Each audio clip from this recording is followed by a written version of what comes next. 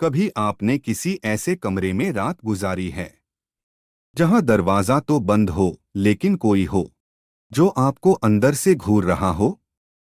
ये कोई फिल्म नहीं, ये एक सच्ची घटना है जो दिल्ली के एक होटल में घटी थी। एक ऐसा कमरा जो आज भी सील है, लेकिन कहते हैं रात 2:15 बजे वहां से किसी औरत की सिसकियां आती हैं। ये है कमरा नंबर 305 की कहानी। ये कहानी दिल्ली के एक पुराने होटल की है जो अब बंद हो चुका है। साल था 2011। राहुल, एक कॉर्पोरेट जॉब करने वाला नौजवान, ऑफिस के टूर पर दिल्ली आया था। होटल में देर रात चेक इन करते वक्त रिसेप्शनिस्ट ने उसे बताया कि केवल कमरा नंबर 305 खाली है। थोड़ी झिझक के बाद उसने चाबी ले ली। जैसे ही राहुल उस कमरे में घुसा, उसे अजीब सी ठंडक महसूस हुई। बड़ी ई बंद था, खिड़कियां बंद थीं। फिर भी कमरे में अजीब सी सिहरन थी। उसने ध्यान नहीं दिया और सामान रखकर बिस्तर पर लेट गया। लेकिन तभी बाथरूम से पानी टपकने की आवाज आने लगी। राहुल उठा, बाथरूम चेक किया। सब कुछ नॉर्मल था, नल बंद था। उसने सोचा शायद उसे वहम हो रहा है। रात के लगभग 2:15 बजे राहुल को किसी के धीरे धीरे चलने की आवाज आई। आवाज जैसे उसके कमरे के अंदर से ही आ रही थी। उसने हिम्मत जुटाकर लाइट जलाई, लेकिन कमरे में कोई नहीं था। अचानक दरवाजे के पीछे रखे आईने में एक परछाई दिखी, एक औरत की।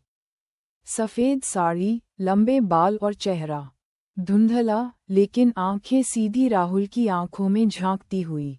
राहुल चीखते हुए पलटा, लेकिन पीछे कोई नहीं था।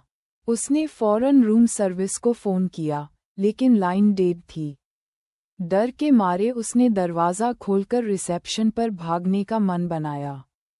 जैसे ही दरवाज़ा खोला, बाहर गलियारा पूरी तरह सुनसान था और हर लाइट अपने आप एक-एक करके बंद होने लगी। अब वो दौड़ने लगा, सीढ़ियों से नीचे भागा, रिसेप्शन पहुंचा। हांफते हुए रिसेप्शनिस्ट को सारी बात बताई।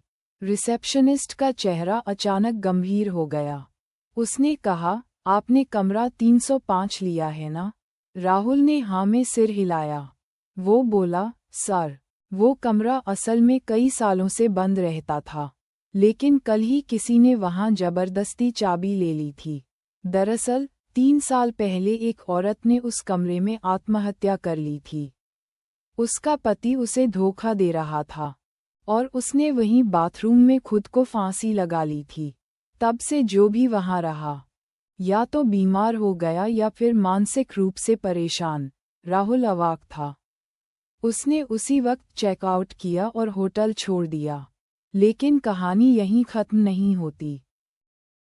1 साल बाद राहुल की हालत दिन ब दिन बिगड़ती गई। उसने नौकरी छोड़ दी। उसे रात में वही औरत दिखती, कभी आईने में, कभी खिड़की के बाहर। उसने मनोचिकित्सक से इलाज करवाया, मंदिरों में पूजा करवाए, लेकिन कुछ फर्क नहीं पड़ा।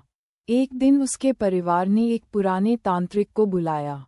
तांत्रिक ने बिना कुछ पूछे ही कहा, वो आत्मा तुमसे जुड़ गई है।